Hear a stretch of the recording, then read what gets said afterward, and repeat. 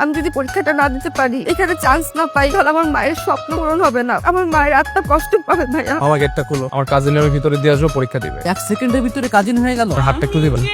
এখন কোনো সমস্যা আছে? না না, এখন আর কোনো সমস্যা নেই। জীবনে কোন ছেলে প্রথম আমার হাত ধরলো, আমি সত্যি অবাক। একটু আগে কাঁদছিলাম ভেতরে ঢুকতে পারবো না ভেবে, আর এই ছেলেটা আমার হাত ধরে নিয়ে যাচ্ছে। ক্যাম্পাসের প্রভাবশালী কেউ হবে। ও আচ্ছা, উনি ভিপি তাহলে। তাই তো বলি এত দাপট। বাবা, পরীক্ষা খুব ভালো হয়েছে আলহামদুলিল্লাহ, ইনশাআল্লাহ ভালো কিছুই হবে। এই তুমি কি ফ্রেশার? জি ভাইয়া, কিভাবে বুঝলে? ওই যে আমাদের মস্তিষ্ক তো ওইখানে, এই জন্য বুঝে গেছি। হাইসা লাভ নাই, পড়তে পড়তে পড়া না দিতে দিতে এই চুলগুলো সব পেকে যাবে। মোজ গজাবে মোজ। কোন ডিপার্টমেন্ট? ল ডিপার্টমেন্ট। এই তুই লাভ যা তো দেখি কদ্দুর শিখলি আবে ভাইয়া, তুই না। এটা কি হইতেছে?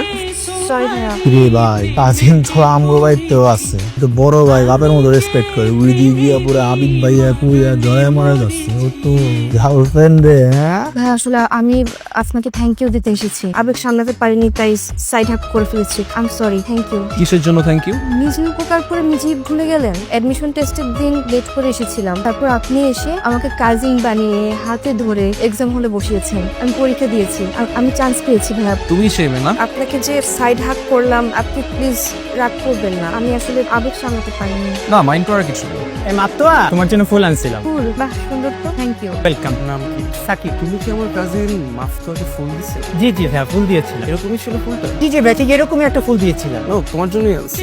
থ্যাংক ইউ ভাই। এবার ফুলটা খাও। সরি ভাই। ফুল খাইতে বলছি, ফুল খা। আমার কাজিনের ফুল দেওয়ার সময় কি তুই জিজ্ঞেস করছিলি আমারে? আমি এই বাসগুলো নিয়ে আসবো। আর মেনে মাফতুহা মাফতুহা, তুমি আমার মাফতুহা। লাগে আরো ভালো।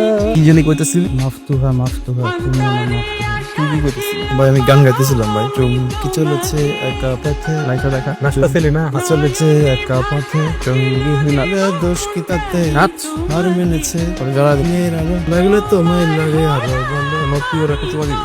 তোর চুমা দিলে কেন লাগে? ওটা খাবার মারা। কষায় মার। এই, জোরে আরেকটা এ দে দে দে।